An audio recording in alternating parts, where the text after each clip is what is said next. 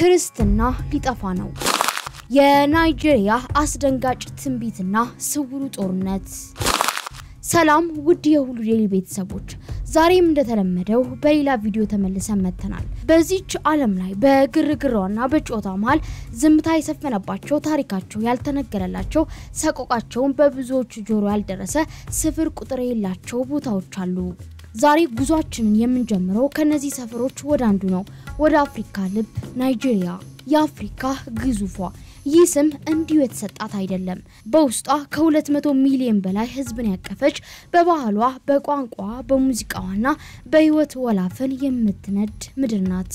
የናይጄሪያን ህያውነትና ተስፋን አለማድነቅ አይቻልም። ነገር ግን ከዚህ ሁሉ ደማቅ ምስልና የህይወት ዜማ በስተጀርባ አንድ ሌላ እውነት አለ።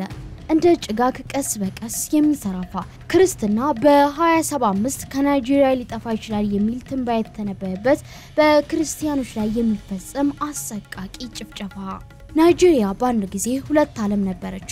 በዋነኝነት ሙስሊሞች በሚበዙበት ሰሜንና በአብዛኛው ክርስቲያኖች በሚኖሩበት ደቡብ ትከፈላለች። ይህ ልዩነት ለዘመናት የባህሏ ውበትና የጥንካሬዋ ምንጭ ሆኖ ኖሯል። ነገር ግን ይህ መስመር ዛሬ የሀገሪቷን ልብ ለሁለት የሚሰነጥቅ ጥልቅ የስብራት መስመር ሆኗል። አሁን በዚህ ቅጽበት እኔና እናንተ ይህንን ፕሮግራም በምንመለከትበት ወቅት በናይጄሪያ አንድ ስውር ጦርነት እየተካሄደ ነው። ይህ ጦርነት በታንክና በጦር ጀት የሚደረግ አይደለም። ይልቁንም በመንደሮች ጸጥታ ውስጥ በእርሻ መሬቶች ላይና በአምልኮ ስፍራዎች ቅድስና ውስጥ የሚካሄድ ስልታዊ የማጽዳት ዘመቻ ነው። አስቡት የነገሩን ክብደት። በዚህች ዓመት ብቻ ከ7000 በላይ ክርስቲያኖች በእምነታቸው ምክንያት ብቻ ተገለዋል። በየቀኑ በያንዷ ቀን በአማካኝ 35 ሰዎች፣ እናቶች፣ አባቶች፣ ህፃናት ከቤታቸው ይፈናቀላሉ፣ በእርሻቸው ላይ ይታረዳሉ፣ ወይንም በጸሎት ላይ ሳሉ ይገደላሉ ማለት ነው። 35 ቤተሰብ በየቀኑ ይበተናል።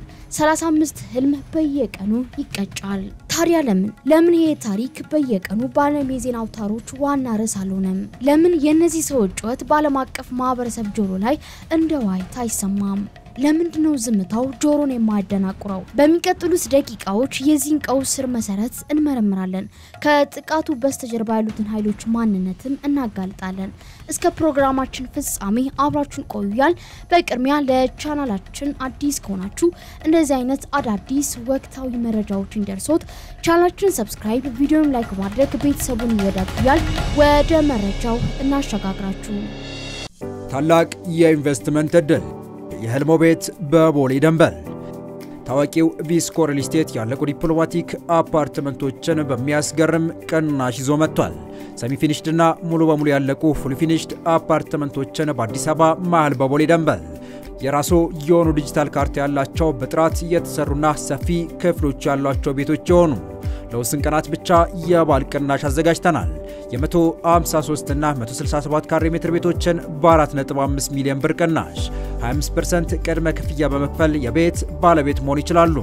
ቀሪውን እስከ 2 ዓመት እየኖሩበት ወይም አከራይተው መክፈል ይችላሉ። ቢኖሩበት በምቾት ቢያከራዩት ለዲፕሎማቶች በዶላር መልሰው ቢሸጡ ደግሞ ከፍተኛ ትርፍ ያገኛሉ።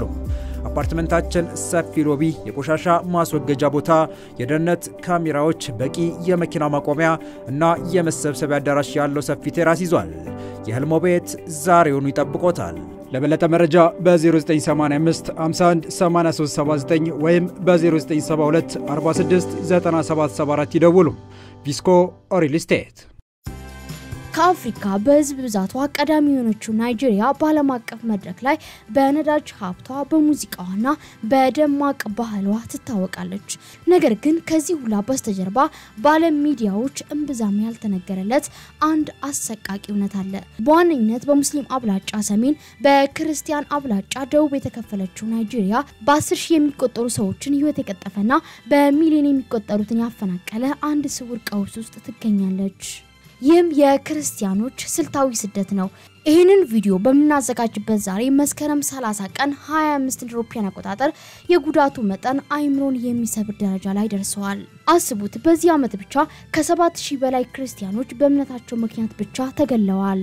ይህም ማለት በየቀኑ በአማካኝ 35 ሰዎች ህይወታቸውን ያጣሉ ማለት ነው። እነዚህ የአባቶች የእናቶች የወንድሞችና የእህቶች ታሪኮች ናቸው። እነዚህ የተበተኑ ቤተሰቦች የወደው ማህበረሰቦችና በአሰቃቂ ሽብር ውስጥ ጸንተው የቆመች አንዲት የእምነት ማህበረሰብ ያው ምስክርነት ነው። በግምት 50% የሚሆነው ህዝብ ክርስቲያን ሲሆን ቀሪው በዋነኝነት ሙስሊም ነው። ወረቀት ላይ የሀገሪቱ የ1999 ህገ መንግስት የሃይማኖት ነጻነትን ያረጋግጣል። በተግባር ግን ይህ ተስፋ ለብዙዎች ባዶ ቃላት ብቻ ነው። በሰሜን በሚገኙ 12 ግዛቶች የሸሪዓ ህግ ይተገበራል። እነዚህ ህጎች በተለይም በስደት ላይ የሚያተኩሩት ክርስቲያኖችን ኢላማ ለማድረግ እንደ መሳሪያ ያገለግላሉ። አንድ ትንሽ አለመግባባት እንኳን ወደ ህዝባዊ ሁከትና ፍርድ አልባ ግድያ ሊያመራ ይችላል። ነገር ግን የደም መፍሰሱ ማዕከል የሆነው በሃይማኖታዊ ክፍል መስመር ላይ የምትገኘው ለምለምና ተለዋዋጭ የሆነች መካከለኛው ክልል ነው። እነዚህ አካባቢዎች በመሬትና በውሃ ላይ የሚነሱ ግጭቶች በእስላማዊ ጽንፈኞች እንደ መሳሪያነት ጥቅም ላይ ውለዋል። ክርስቲያን ገበሬዎች ከብቶቻቸውን ከሚያሰማሩ እረኞች ጋር የገንዘብ ፉክክር ብቻ ሳይሆን ከታጠቁና ርዕራይ ከሌላቸው ታጣቂዎች የህልውና ስጋት ይገጥማቸዋል። በሰሜን ምስራቅ ናይጄሪያ የተመሰረተው ቦኮ ሃራም ጥብቅ እስላማዊ ኃይል ለመጫን ይፈልግ ነበር። ክርስትናና የምዕራባውያን ተጽዕኖ በሙሉ እንደ ስድብ በመቁጠር አብያተ ክርስቲያንን አቃጠሉ፣ መንደሮችን አወደሙ፣ እንዲሁም ደግሞ በሺዎች የሚቆጠሩትን ገለዋል። የቺቦክ ልጃገረዶች አፈና ያለምን ትኩረት ለጊዜው ቢስብም የቡድን የሽብር ዘመቻ ግን አልተቋረጠም። ሆኖም ቦኮ ሃራም የታሪኩ አንድ ክፍል ብቻ ነው። ወደ ምስሉ የሚገቡት የፊላኒ እረኞች ናቸው። እነዚህ በዋነኝነት ሙስሊም የሆኑ ከቦታ ቦታ እየተዘዋወሩ ከብቶቻቸውን የሚያሰማሩ ማህበረሰቦች ናቸው። በአየር ንብረት ለውጥና በበረሃማ ምክንያት የግጦሽ መሬታቸው ሲጠፋ ወደ ደቡብ ወደ ክርስቲያን ገበሬዎች መንደር ለመሰደድ ተገደዋል። በመጀመሪያ በግጦሽ መብት ላይ የጀመረው አለመግባባት አሁን ሙሉ በሙሉ ተቀይሯል። የጂሃድ ሪዮት ዓለም ይህንን ግጭት እንደ መሳሪያ ተጠቅሞበታል። ጽንፈኞች የመሬት እጥረትን ሰበብ በመጠቀም በክርስቲያን መንደሮች ላይ የተቀነባበረ ጥቃት ይፈጽማሉ። ቤተክርስቲያናት የመጀመሪያ ኢላማዎች ናቸው። ወንዶች ይገደላሉ፣ ሴቶች ይታፈናሉ፣ ቤቶች ይቃጠላሉ። የሰብአዊ መብት ተሟጋቾች ይህንን እንደ ተራ የጎሳ ግጭት ሳይሆን ንጹህ ሃይማኖታዊ ስደት እንደሆነ አጥብቀው ይናገራሉ። ዓላማው ክርስቲያኖችን ከመሬታቸው ማፈናቀልና ሃይማኖታዊ የበላይነትን ማስፈን ነው። የዚህ ቀውስ መጠን በቁጥሮች ሲገለጽ እጅግ አስደንጋጭ ነው። ከ2009 ዓመተ ምህረት ጀምሮ ኢንተር ሶሳይቲ የተባለው የሰብአዊ መብት ድርጅት ባወጣው መረጃ መሰረት ከ125,000 በላይ ክርስቲያኖች ተገለዋል። ከ20,000 በላይ አብያተ ክርስቲያናት ወድመዋል፣ ጥቃት ደርሶባቸዋል። ከ15 ሚሊዮን በላይ ክርስቲያኖች ቀያቸውን ለቀው ወጥተዋል። ነገር ግን ከቁጥሮቹ በስተጀርባ ያሉት የግለሰቦቹ ታሪኮች ናቸው ልብን የሚሰብሩት። ሰኔ 13 ቀን 25 በሰሜን ማዕከላዊ ናይጄሪያ በቤኑ ግዛት ውስጥ በአንድ ሌሊት ብቻ ከ200 በላይ ክርስቲያኖች ተገለዋል። ቤተሰቦች ባንድ ላይ ተቃጥለዋል። ህፃናት ከወላጆቻቸው ፊት ለፊት ተገለዋል። በመስከረም 19 ካቶሊካዊ ቄስ አባ ማቲያስ ወደ ስብከታቸው ሲመለሱ ተገለዋል። እሳቸው ብቻ አይደሉም። ከ2015 ዓመተ ምህረት ጀምሮ 145 የካቶሊክ ቄሶች ታፍነው 11ዱ ተገለዋል። የሃይማኖት አባቶች የጥቃቱ ዋነኛ ኢላማዎች ናቸው። ምክንያቱም እነሱ የማህበረሰብ ልብና የጽናት ምንጭ መሆናቸውን አጥፊዎቹ ያውቃሉ። አጥፊዎቹ በተለይ ሴቶችን መድፈር እንደ ሽብር መሳሪያ ይጠቀማሉ።